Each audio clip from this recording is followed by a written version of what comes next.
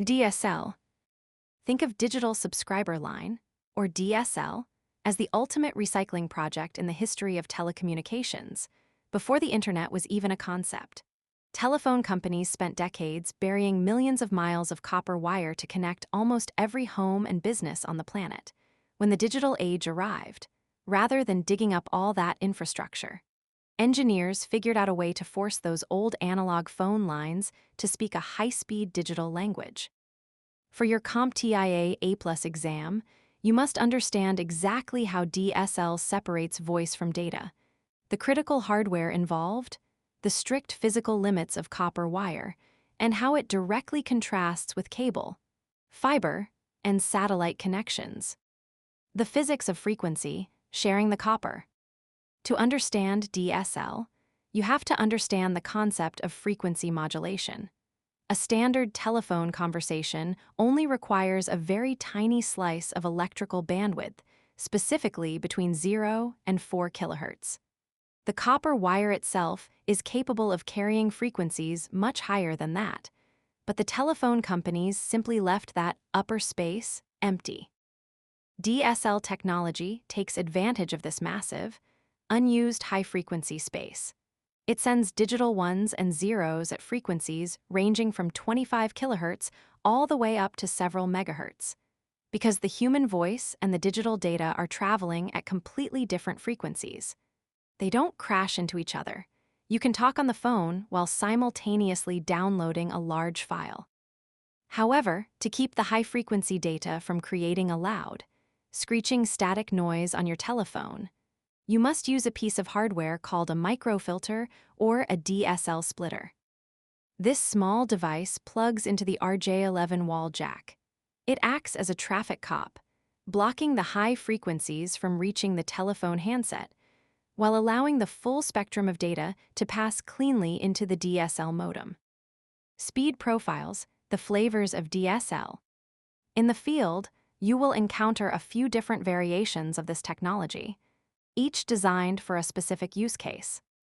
A DSL, or asymmetric digital subscriber line, is what you will find in almost every residential installation. It is called asymmetric because the provider gives you a massive pipeline for downloading data, but a very narrow pipeline for uploading. This makes sense for a standard user who is just watching videos or browsing the web. However, if you are setting up a home lab, running local AI models, or hosting a server that you need to access remotely, a slow upload speed will become a severe bottleneck. Your remote session will lag terribly. For this, businesses use SDSL, or Symmetric Digital Subscriber Line.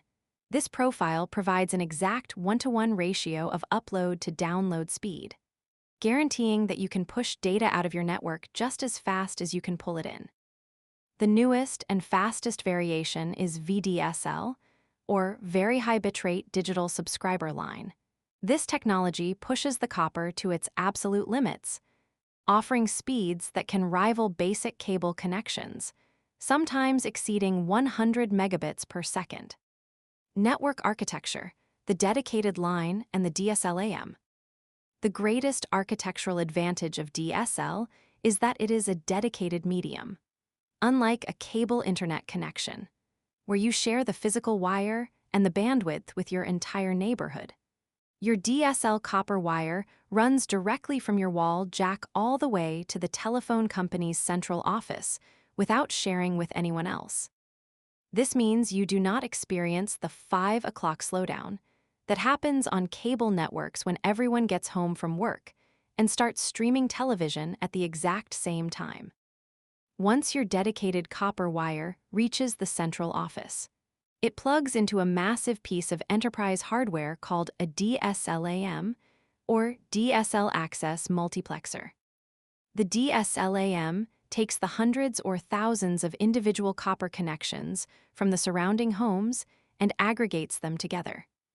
It then translates all that electrical data into pulses of light and sends it out to the global internet over a high-speed fiber optic backbone.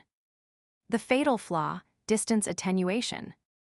If DSL provides a dedicated line, why isn't it the best connection available? The answer comes down to the laws of physics, specifically distance attenuation. As an electrical signal travels down a thin copper wire, it encounters resistance. The longer the wire, the weaker the signal gets.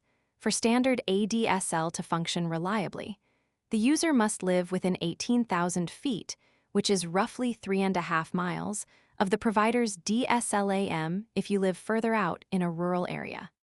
The signal degrades so much that the modem cannot hold a connection.